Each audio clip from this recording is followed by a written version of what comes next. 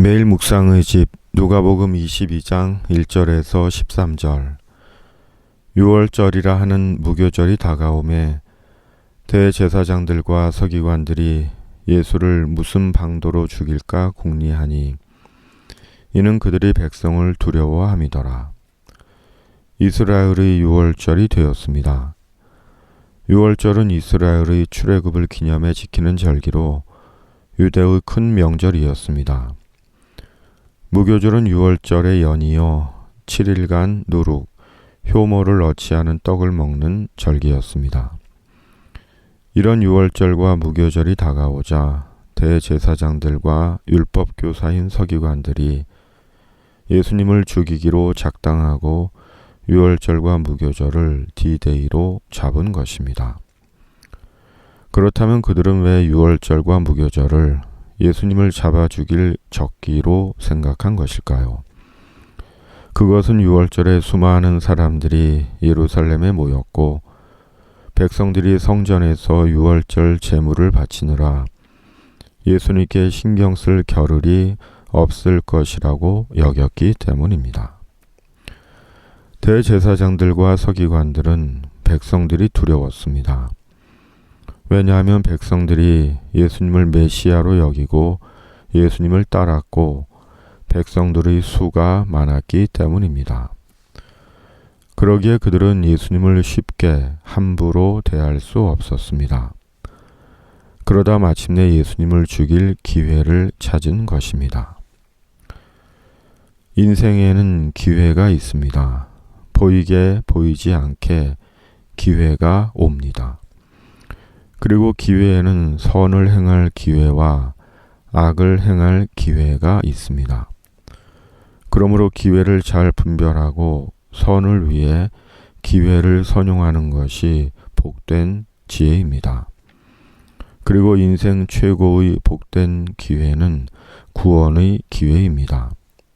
왜냐하면 인생은 끝이 있기 때문입니다.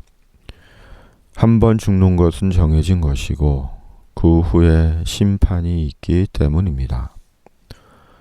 예수님은 구원의 기회입니다. 예수님이 구원의 기회입니다. 그러나 유대의 종교 지도자들은 자기들의 탐욕과 권력과 이익에 눈이 멀어 예수님을 부정하고 스스로 구원의 기회를 거부하고 멸망의 심판을 자초했습니다. 정작 두려워해야 할 하나님은 두려워하지 아니하고 자신들의 욕심과 악한 목적 때문에 사람을 두려워했습니다. 돈에 예수님을 판 가룟 유다 또한 같은 인물이었습니다. 기회는 오늘이라는 시간에 붙잡아야 합니다. 내일은 보장하지 못합니다. 하룻밤 사이에 무슨 일이 일어날지 모르는 것이 사람이기 때문입니다. 그러므로 오늘이라 일컫는 날에 예수님을 인정하고 예수님의 십자가 속죄를 긍정하고 내 영혼의 집에 예수님을 영접해야 합니다. 그리하면 그가 자리를 마련한 큰 다락방을 보이리니 거기서 준비하라 하시니 그들이 나가 그 하신 말씀대로 만나 6월절을 준비하니라. 6월절에 예루살렘에서 숙소를 얻는 것은 쉬운 일이 아니었습니다. 더욱이 10수명이 함께 머물 수 있는 곳은 더더욱 없었습니다. 그것은 불가능한 일이었습니다.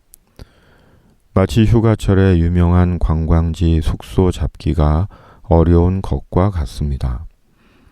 6월절의 예루살렘은 그보다 더 어려웠습니다. 그러나 주님은 이미 6월절을 지낼 장소를 준비해 두셨습니다. 예수님은 예루살렘에 입성하실 때 나귀의 새끼를 준비해 놓으셨던 것처럼 이미 6월절 식사 장소를 준비해 두셨습니다. 하나님은 예수님을 인정하고 긍정하는 자에게 영원한 하나님의 집을 준비해 두고 계십니다.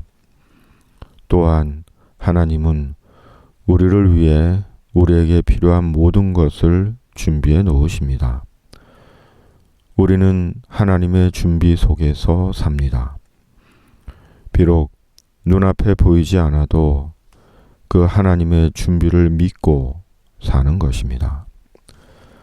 주님, 하나님이 주신 기회로 받은 구원 늘 감사하고 기억하고 매일 하나님의 집에 대한 소망으로 사는 자 되게 하여 주시옵소서.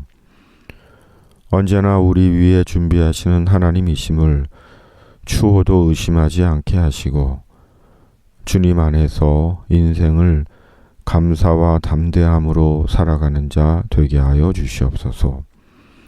코로나19를 속히 종식시켜 주시고 미얀마의 주의 자비를 베풀어 주시옵소서. 하나님의 구원의 기회와 준비를 보는 묵상의 집이게 하여 주시옵소서. 오늘은 금요일 저녁 10시 함께하는 중보 기도의 시간이 되게 하여 주시옵소서. 예수님의 이름으로 기도드립니다. 아멘.